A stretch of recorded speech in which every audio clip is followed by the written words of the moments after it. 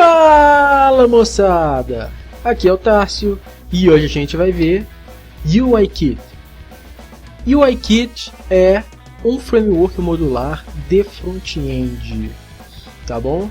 Olhando aqui no site do UIKit, é possível ver algumas de suas características, como por exemplo, ele é baseado em Less, então temos aí o poder de um pré-processador por trás. Ele, como foi dito, é modular, então seus componentes podem ser usados em diversos conjuntos, é customizável e, óbvio, responsivo. Atualmente não interessa pra gente um framework de front-end que não seja responsivo, não é verdade? Então, ele é open source, está aqui com a licença MIT, então a gente pode usar ele à vontade. Ele usa jQuery e tem o normalize.css também para ajudar na estilização. Também, caso queiramos, é possível acessar o seu repositório para dar uma contribuição, para olhar como é que as coisas estão indo. Mas não é o que vamos fazer no momento. No momento, vamos aqui em Get Started e ver que é possível baixá-lo e receberemos aqui um zip com todo ele. Aqui explica um pouco sobre a sua estrutura de diretórios, como ele é organizado. E para desenvolvedores aqui, como o próprio link indica, tem uma explicação um pouco melhor, tá? Depois você dá uma olhada com mais cuidado, mas o que a gente vai ver aqui são alguns dos principais componentes do UIKit. Como citado, aqui o Normalize é usado com algumas poucas modificações. Aqui tem o estilo base, que é o que ele próprio usa, e o print, ele faz uso do print do HTML5 boilerplate com uma outra modificaçãozinha também. Partindo para os componentes em si, aqui o layout, o principal obviamente seria o grid, que é muito interessante, o grid do UIKit. Então, ele segue uma estrutura mais ou menos como o Pure, que já foi mostrado aqui, no qual você indica um container e a partir disso vai mostrando através de diversos valores possíveis qual a proporção que se quer. Então, por exemplo, usando UK width 1,2, quer dizer, divide no meio. Então, usando 2,1,2 significa 50% de um lado e 50% do outro. Continuando aqui, ele mostra mais ou menos isso, ó, 1/3, 1/3 e 1/3. Aqui, justamente o que a gente acabou de falar. Aqui, 3/10, 7/10. Então, aqui a gente trabalha com proporções, né? Prosseguindo, obviamente ele é responsivo.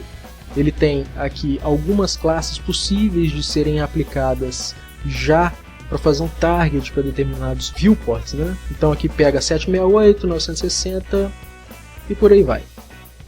Aqui ele mostra que dá para dar um espacinho, dá para fazer um grid centralizado, ele já tem uma divisão, que em alguns casos é bastante interessante, realmente. Algumas outras características que realmente fazem desse grid interessante, ó, a mesma altura, independente do conteúdo, mas enfim, é interessante você dar uma olhada nesse grid. Aqui na parte de layout, vamos ver só o grid, o resto tem panel. Então aqui depois você dá uma olhada, mas é de uma importância menor. Vamos passar para o Navigation e ver o componente Nav. Ele, portanto, tem aqui a sua possibilidade inicial, né? Um estilo ativo e 2 já no esquema. Prosseguindo aqui, ele consegue trabalhar com subitens. Então aqui fica tranquilo. Aqui é possível trabalhar com acordeon. Então, por exemplo, ele já tem subitens dentro de um item e é possível essa interação com ele. O interessante é que não só aqui nesse componente, mas em diversos outros, ele faz uso do data do HTML5 para controlar alguns comportamentos. Isso é muito bom porque dá para editar com muita facilidade. Aqui um outro tipo, que ele mostra que tem uma divisão e dá para fazer uma espécie de subtitle aqui, como ele mesmo está mostrando. Prosseguindo, é possível ver que ele pode trabalhar com icon fonts também. Inclusive tem um screencast muito interessante sobre icon fonts aqui no canal. Vou deixar o link aí na descrição. Aqui tem drop-down, dá para pôr um separador, dá para pôr seu títulozinho, uma barra de navegação, é possível pôr diversos deles, daqui a pouco a gente vai ver outros, e um off-canvas, que particularmente é uma das características do UIKit que eu mais gostei. Olha o que acontece com o off-canvas. Aqui ele pega e joga, você consegue colocar um menu, como o próprio nome indica, né, no off-canvas da página. Ele está a parte da página, isso é muito bom. Layouts para dispositivos com viewport menor, dá para economizar um bom espaço de conteúdo e jogar aí no off-canvas as opções, tá? Por ser responsivo, dá para fazer isso aí sob demanda. Prosseguindo aqui, vamos ver o Navbar. Tá? Olha, como eu falei, aqui já tem um estado ativo, tem um item, ele tem um hover interessante, que já conta também com subitens caso seja necessário. Aqui é possível usar de um lado, é possível usar do outro. Um subtitle também com a mesma característica vista. E aqui é interessante que ele mostra algumas possibilidades, olha só. Já uma seleção, já pressionado, dá para pôr link, dá para pôr insert, determinados botões com estilo diferente. Enfim, dá para fazer uma série de coisas e esse Navbar é muito interessante. Depois você dê uma olhada com mais calma. Olha que beleza, bem evidenciado aqui com a setinha que há mais itens, então é muito legal. Aqui tem outros, por exemplo, o Tab é legal. Os outros você dá uma olhada que eles são bem simples, tá? Fazem parte aqui do framework, mas você pode dar uma olhada sozinho que é mais tranquilo. O Tab é bem legal, ele já tem o estilo, tem inclusive desabilitado, então aqui é possível escolher, mas tentando interagir com o Disabled, ele não faz nada. Isso é muito útil para se colocar em alguns casos. Aqui é possível colocar de baixo para cima, de cima para baixo, tem possibilidades interessantes, um estilo diferenciado. Aqui um pouquinho mais para baixo, também na vertical, o que é interessantíssimo também, isso já ter por padrão nesse framework. Aqui também muito comum e muito necessário algumas abas, que são as opções principais, e mais opções. Aqui, com uma marcação bem tranquila, é possível de se fazer. Continuando aqui, então, vamos olhar os buttons, que no primeiro momento são estilos comuns. Pode ver que é só atribuição de algumas classes, muito tranquilo. Disable também. Ele tem algum estilo para diferentes botões, né, diferentes ações que se podem tomar, diferentes tamanhos aqui, alguma coisa por padrão. Botão expandido, agrupado, o que é muito interessante. Tem um toggle que a gente clica, o botão fica e não fica. Aqui um pouco do que a gente já viu. Aqui dá para usar como se fosse radio buttons, olha só que interessante. Mesma coisa aqui, ó. E dá para pôr com um hover, que mostra opções a mais, ou com um separador, que aqui se usa o botão normalmente, e quando se coloca na setinha, outras opções se apresentam. O badge, só para olhar, são essas marcaçõezinhas, que dá para colocar tanto um aviso, uma numeração, por exemplo, tantas mensagens chegaram, ou um certo alerta. Então, ele já tem isso pronto e com uma marcação bem tranquila. Não tem mistério nenhum. Alert, que são essas caixinhas, né? Interessante, muito tranquilo também. Já vem com esse xizinho aqui. Então, se clicar, a mensagem já é dispensada. E tem alguns estilos por padrão, como se fosse um sucesso, uma mensagem de alerta, uma mensagem de erro. E é possível modificar para acrescentar diversos tipos de conteúdo. Prosseguindo, o overlay, que seria já um estilo do próprio framework para os casos em que é preciso mostrar a imagem no tamanho maior, né? E outra possibilidade interessante é um caption. Também pode ser muito útil em determinadas situações. Então dá para usar ou essa de indicar que vai se ver a imagem aumentada, ou usar caption muito tranquilamente. E só para fechar aqui o common, o progress é interessante também. São barrinhas de progresso muito tranquilas Então, uma marcação simplíssima, só mexendo aqui com o width do próprio elemento. É possível ter de várias espessuras, cores, inclusive barras animadas. O visual do UIKit é bem interessante, bem bonitinho. O próprio padrão dele, sem muita personalização, já é visualmente muito interessante. Aqui, esse animation são algumas possibilidades que ele tem para fazer uns efeitinhos com os elementos, tá vendo? Mas isso daí, vou colocar também o link na descrição do vídeo.